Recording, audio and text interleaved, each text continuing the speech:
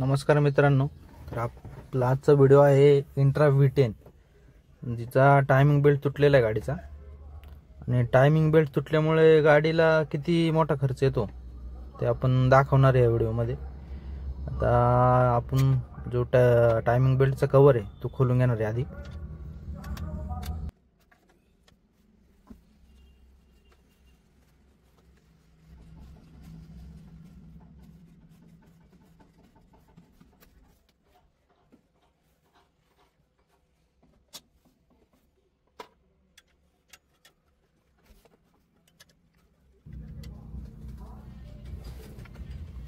तर टायमिंगचा कव्हर खोललेला आहे आपण हा बेल्टचा, आणि बेल्टची जी कंडिशन आहे तुम्ही बघा ती.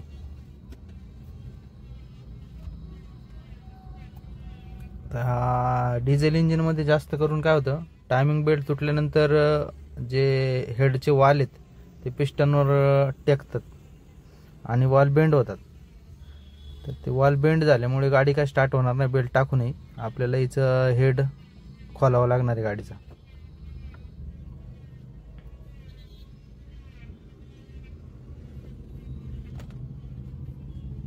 आता आपण गाडीचा जो इंजिनचा हेड आहे तो खोलणार आहे. प्रथम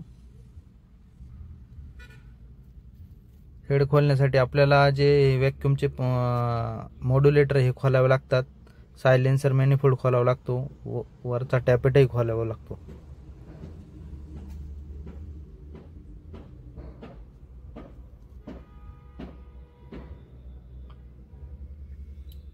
इंट्राचं इंजिन हे शिटाखाली असल्यामुळे गाडीला अडचण भरपूर आहे. खोलायला पण वेळ लागतो आणि खोलण्यासाठी जे नट बोल्ट दिलेले आहेत ते खूप अडचणीत असतात.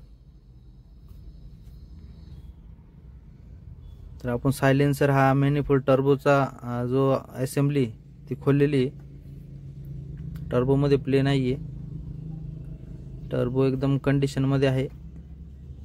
तर डिझेल इंजिन खोलल्यानंतर एकदा टर्बोचा प्ले वगैरे एकदा चेक करून घ्यायचा, म्हणजे आपण फिटिंगच्या वेळेस अडचण येत नाही आपल्याला.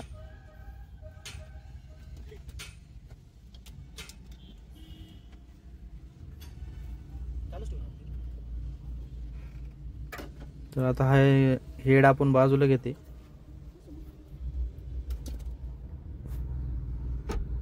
हेडची कंडिशन तुम्हाला दाखवतो मी, वॉल कसे बेंड झालेले आहेत.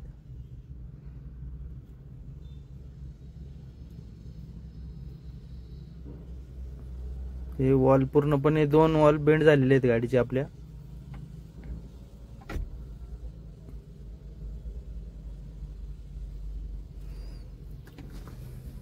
आता आपण ह्या गाडीचा हेड ची वॉल टाकून फेसिंग करून परत हेड फिटिंग करणार आहे. कंप्लीट असेंब्ली आहे आपण जी रिपेअर करून आणलेली आहे.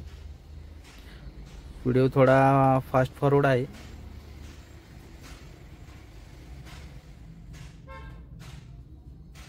तर वॉल पाहू शकता आपण न्यू टाकलेले आहे त्या हेडला, आणि हेडचे पण फेसिंग केलेले आहेत.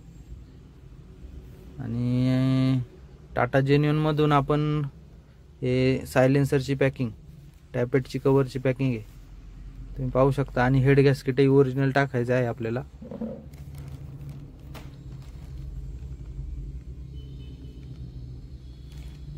टायमिंग बेल्टही आपण नवीन टाकणार आहे आता.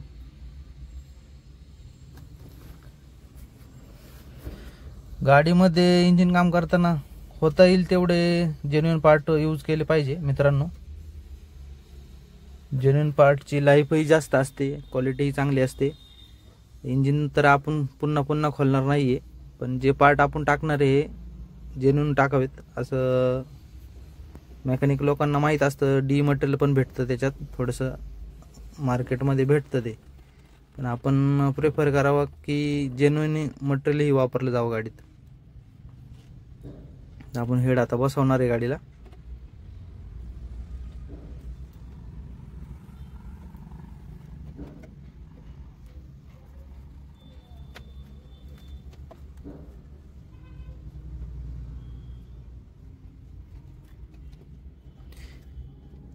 इंजिन खोलल्यानंतर हेड बसवण्याच्या आधी जे इंजिनचे होस पाईप आहेत ते चेक करावे एकदा. काय होतं, इंजिन खोलल्यानंतर आपण जेव्हा इंजिनचं काम करतो काही पाईप जुने झालेले असतात, ते बदली केले तर इंजिनची लाईफ वाढते पुढं. तर आपण हे हेडचे जे नट आहेत ते टॉर्क रेंजनी, ज्याचा तो टॉर्क आहे 75.5 Nm तो देत आहे. तर टाटा एस जी डिझेल गाडी त्याला एवढाच टॉर्क असतो. कंपनी रेकमेंडेशननुसार आपण हा टॉर्क देऊन बाकीची फिटिंग करणार आहे. जे टायमिंग बेल्टही चढवलेला आहे गाडीचा. इथं जी 5 नंबर एलिंकी असते कॅम्पला राहते, आणि तसेच खाली क्रँकला हे 12 नंबरचा बोल्ट टाकून आपण क्रँकची पोझिशन लॉक करू शकतो. हे केल्यानंतर इंजिन टायमिंगवर घेऊनच बेल्ट इन्स्टॉल करायचा असतो. गाडीचं जे टायमिंग आहे ते सेट केलं जातं, आणि सेट केल्यामुळे टायमिंग रॉंग होण्याचे चान्सेस खूप कमी असतात.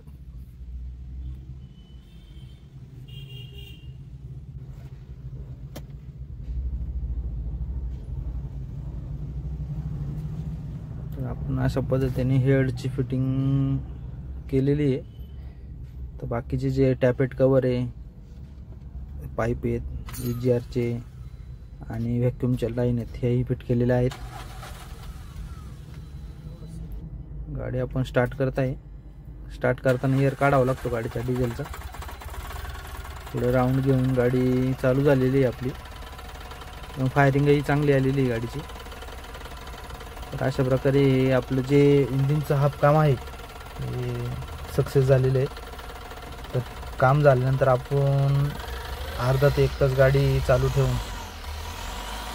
तर मित्रांनो, अशाच इन्फॉर्मेटिव्ह कंटेंटसाठी जर व्हिडिओ आवडला असेल तर आमच्या चॅनलला लाईक सबस्क्राईब नक्की करा. धन्यवाद.